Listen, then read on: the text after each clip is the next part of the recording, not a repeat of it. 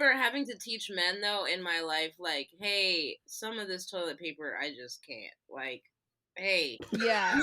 This is a little like too rough. you and I are doing a thing, and I can tell that you like my vagina and you want it to be happy. Can you spend another $1.75?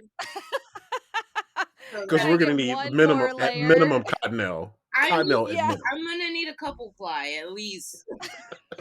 One other layer, You know, please. 'cause I want to be in a good mood. You know.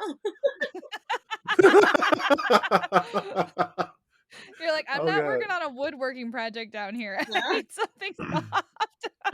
But I do remember like explaining that to a guy, like, hey, every time I come over here, it's rough. Rough. When I met my boyfriend, he had 2 spoons and 2 forks and 2 knives. And I go, what the fuck? How do you only have 2 things? And he goes, well, yeah, in case I have someone over. Oh Only no. one I also person have would be there 2 besides hands. him. Yeah, yeah. Yeah. I mean, that's the way men are. Like people, like you go, like that's what it's weird because like everybody has that joke about like you go to a Top's house and it's like nothing but a bed, like a mattress on the floor, a big TV. But then like that's what I like. Like if you go and you hang out, like you travel to like a bottom's house, which is like most Yeah. women, it's like done. It's like Yeah. sheets on the bed. Mm. There's stuff there just for decoration to show like personality and expression. It's it's nice. Now, see, I lived with 3 Men gay don't guys. think that. I lived with 3 gay guys once because I had like bad roommate situations in New York City, and I was just so convinced like this was gonna be the end of all my problems. Like, what could go wrong?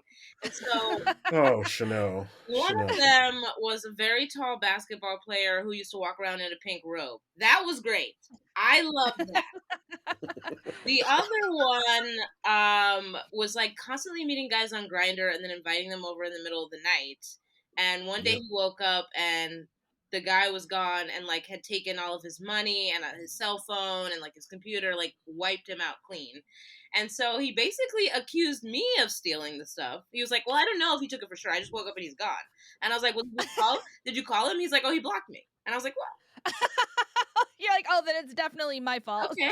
And so he's like, "Well, I have to go to work and I just don't know, but like I called the cops and they'll be here soon. Bye." And so then so then the cops show up and they're like, "Hey, what happened?" Your roommate is saying like maybe you took his stuff, and I was like, "Yeah, maybe it was me, but also maybe it was the stranger from the internet that he no longer can contact. I don't know. It just seems Could strange that be. I'd steal his money We and might need to get Jessica Fletcher in here to figure this one Yeah. out.